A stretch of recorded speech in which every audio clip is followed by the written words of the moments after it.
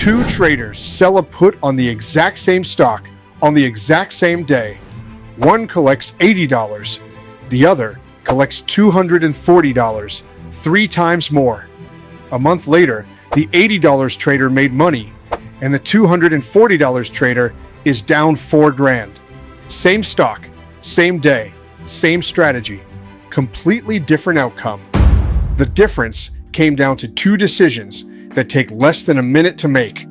And by the end of this video, you'll know exactly how to make both of them. So in the last video, I gave you the full tour of the wheel. Sell a put, maybe get assigned, sell calls, repeat. If you haven't seen that one, links in the corner. This video assumes you know the basics. Today, we're zooming all the way in on move 1, selling the put. Because here's the truth. This is where the wheel is won or lost. The covered call side is mostly cleanup. The put side, that's where you choose your price, your odds, and your paycheck.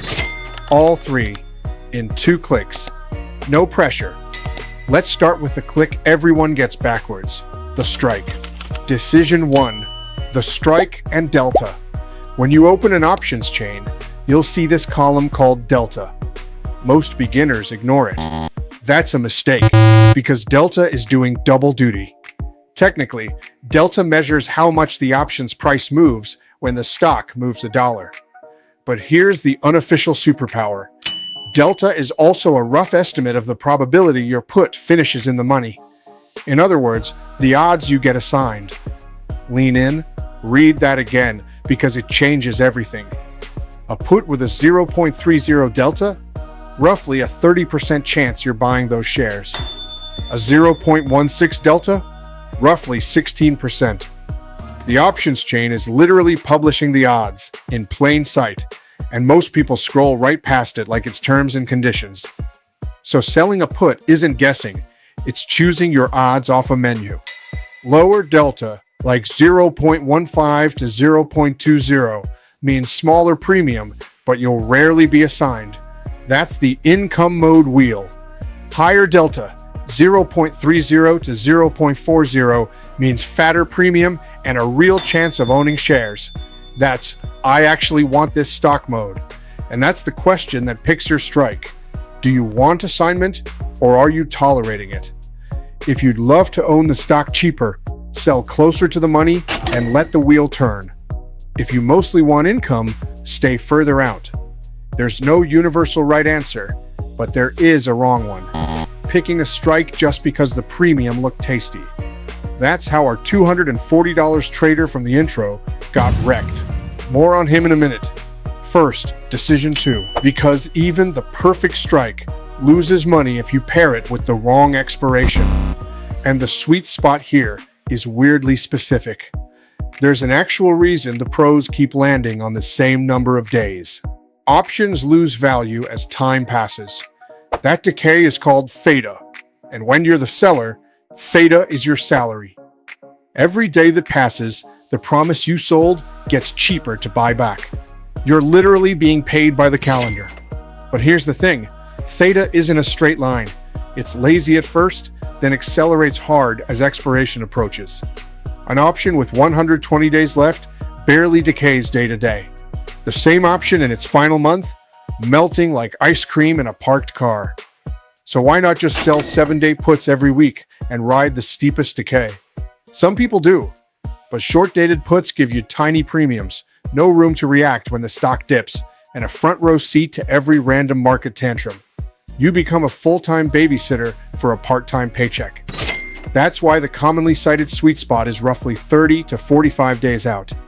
You're close enough to catch the acceleration of theta, far enough out to collect real premium and have time to manage the trade if it moves against you. It's not magic. It's just the spot on the decay curve where pay per day and reaction time balance out. Strike picks your odds. Expiration picks your pay schedule. Now the part that separates the adults from the tourists, what the premium itself is telling you. Premium isn't random. It's driven mostly by implied volatility, IV, which is the market's forecast of how violently a stock might move.